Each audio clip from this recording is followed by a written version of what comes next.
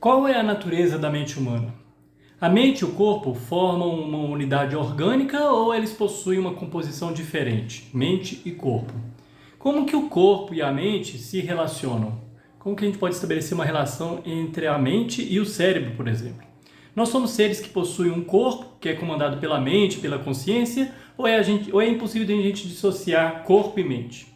Essas são questões que aparecem especialmente na filosofia moderna, com Descartes e Thomas Hobbes, sobre os quais nós vamos falar nesta aula.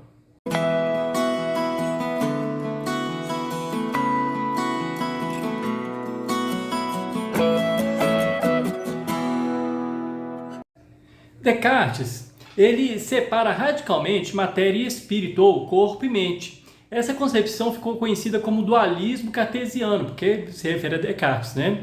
Nós vimos em um vídeo sobre Descartes que ele estava decidido a romper com toda a tradição cultural, a herança cultural do passado, que era aristotélico-tomista, e queria começar tudo de novo, desde os fundamentos, com o propósito de estabelecer algo que ele dizia que fosse firme e seguro e constante nas ciências. Lembra-se que eu falava, inclusive, que ele se utilizou de um ceticismo metodológico para fazer isso? Ou seja, começou a duvidar de todas as coisas? Com esse ceticismo, ele chegou a questionar até mesmo o que parecia mais assim, indubitável. Por exemplo, a existência do mundo, a existência de si próprio, inclusive. Né? Alguém poderia achar estranha essa dúvida, né? Mas a gente poderia partir de uma pergunta muito simples. Que pode dar algum sentido. Você que me assiste aqui agora, tem plena certeza de que está vendo esse vídeo nesse momento?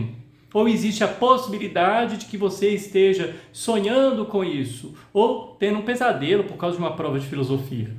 A questão é, mesmo que nós tomemos isso como uma indagação, né, se nós realmente estamos aqui agora vendo, estudando filosofia, nós podemos chegar a uma simples certeza, que é a de que nós pensamos que estamos fazendo isso. Né? Ou seja, se nós pensamos, nós existimos. Penso, logo existo. Essa é a nova certeza que vai atuar para Descartes como um novo centro, um ponto fixo, a partir do qual ele vai construir toda a sua filosofia. E a partir dela ele vai tentar alcançar várias outras certezas.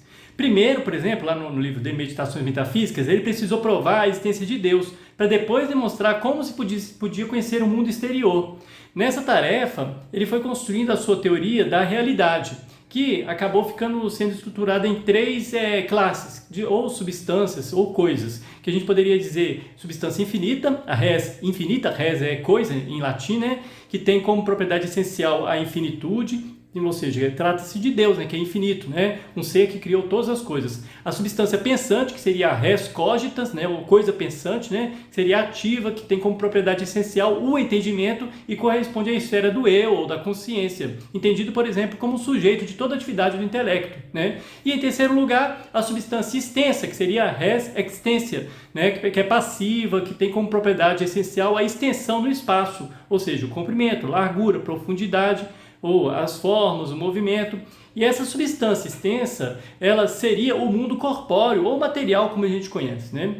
Além disso, concordando com a doutrina católica, Descartes ele vai conceber que Deus é um ser transcendente, ou seja, está fora do mundo, fora da sua criação, separado dela. Nós vimos os problemas que Spinoza enfrentou exatamente por pensar num Deus imanente. Né? Mas, voltando a Descartes, se Deus está fora do mundo, né, e não no mundo em que vivemos, então a gente teria no mundo que a gente está duas substâncias, né, a res finita, né, que seria a res extensa, e a res cogitas, que seriam essencialmente distintas e separadas. E é aí que vai surgir o conhecido dualismo da metafísica cartesiana, porque eu tenho no mundo tanto uma coisa pensante como uma coisa corpórea. Né? A res cogitas, ou substância pensante, seria exclusivamente humana. Então, todo o mundo exterior ao pensamento, ou seja, os objetos corpóreos, a natureza, ele seria constituído apenas de substância extensa, que é incapaz de ação, porque o mundo não age, né, sem ter um movimento agente, uma causa eficiente. Os corpos eles só se movem quando são acionados por um outro agente, ou uma causa eficiente, de forma mecânica. Isso quer dizer que, para Descartes, o mundo material é como uma grande máquina, como se fosse um grande relógio, né, que recebeu seu primeiro impulso ali, de quem? De Deus. E essa quantidade de movimento imprimida pela substância infinita, ela permaneceria indefinidamente constante, no mundo, porque é um relógio que deu início ali lá na criação do mundo e continua movendo-se até hoje. Para ele, até mesmo os animais são comparados às máquinas. Por outro lado, o ser humano ele seria composto de alma, que é res extensa, e res cogitas. O nosso corpo, como todos os corpos, estaria submetido às leis da mecânica, as leis de causa e efeito, que são predeterminadas, mas a nossa alma ela teria faculdades do entendimento, da vontade, conferindo-nos inclusive a capacidade de iniciativa própria, de liberdade, além de sermos capazes de interagir com o corpo e de comandá-lo. Então, ou seja, você pensa assim, o ser humano tem independência, autonomia, Mas é importante ressaltar aqui que para Descartes, alma é sinônimo de mente. Inclusive a própria palavra psicologia, ciência da mente, é formada pelos radicais psique e logia, em que psique é a palavra do grego, que significa alma, ou espírito, Então é basicamente mente e alma, que é a mesma coisa. Ok. Somos corpo e mente, ou matéria e espírito, beleza. Mas como que se dá essa interação entre alma e corpo? De que maneira a alma pode fazer o corpo realizar aquilo que ela quer? Então, ou seja, qual que é a ligação que existe entre um e outro? Esse foi um dos principais problemas da doutrina dualista concebida por Descartes, já que, segundo ela, essas duas substâncias elas seriam radicalmente distintas e separadas. Então, como é que existe uma conexão entre elas? Então, vai surgir uma questão. Como se relaciona a mente com o corpo? Se a alma não é um corpo, então como é que você pode ter uma res extensa se relacionando com uma res cogitas? Tendo em vista que, de acordo com a teoria cartesiana, um corpo só poderia ser movido por um outro corpo contíguo no espaço. Não é isso? A ideia mecanicista, uma coisa que se move, uma coisa que faz a outra mesmo se mover? Assim, por exemplo, uma bola de sinuca, eu taco uma bola de sinuca na outra, a outra vai se movendo assim por diante. Ou então um relógio, eu imprimo uma corda no relógio, o relógio começa a se mover. Descartes, na tentativa de solucionar isso, ele lança a hipótese de que a alma está localizada em uma pequena glândula chamada glândula pineal. Ela estaria ali no cérebro e, através dela, que ele se comunicaria com o corpo, Beleza, mas essa hipótese não resolveu o problema. Por quê? Como se relacionaria a alma ou a mente com essa glândula? Se nós continuamos a ter res cogitas de um lado e res extensa do outro. E aí que vai surgir um crítico do dualismo cartesiano, o inglês Thomas Hobbes, que era contemporâneo de Descartes, inclusive lia as obras de Descartes, dava opiniões, falava, contrapunha muitas coisas dele, discordava da ideia, por exemplo, de que a realidade pudesse estar constituída de duas substâncias, e também de que o pensamento fosse uma dessas substâncias. Para Hobbes, por exemplo, nada é imaterial, ou seja, para ele tudo é corpóreo, ou seja, tudo é material. Analisando as meditações metafísicas de Descartes, Hobbes, ele vai aceitar que da proposição penso, a gente pode deduzir sim, eu existo, beleza, ninguém tem dúvida, mas ele discorda da concepção que pensar fosse evidência de uma realidade separada e distinta do corpo, ou seja, a existência de uma substância espiritual, vamos dizer assim, Hobbes, ele concordava que pensar era evidência de que algo existe, beleza, mas existia como corpo, ou seja, a natureza não é espírito, não seria uma outra coisa senão o resultado do movimento em certos órgãos corporais.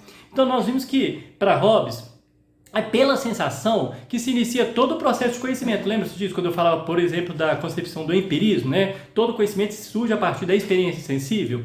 As ideias elas seriam o quê? Imagens das coisas que seriam impressas na fantasia corporal.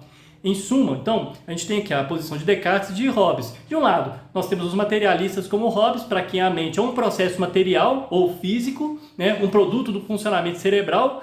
E de outro lado, nós temos os não materialistas, para quem a mente é algo diferente do cérebro, podendo inclusive existir além do cérebro, Por exemplo, depois que a pessoa morre ainda continua permanecendo, é o espírito, Mas em nenhum dos dois casos a gente teve uma conclusão, pois para os não materialistas não houve uma explicação da ligação entre a mente e o corpo, beleza. E para os materialistas, mesmo com todos os progressos da neurociência, é impossível nós estabelecermos uma relação de causalidade exata entre a mente enquanto cérebro, já que a mente é vista como corpórea, e seus efeitos no corpo, especialmente quando nós nos deparamos com o pensamento abstrato, que não depende em nada da materialidade do mundo, para existir. Dito isso, vamos fazer uma questão aqui que caiu no vestibular da Unesp em 2018, na primeira fase da Unesp, em 2018.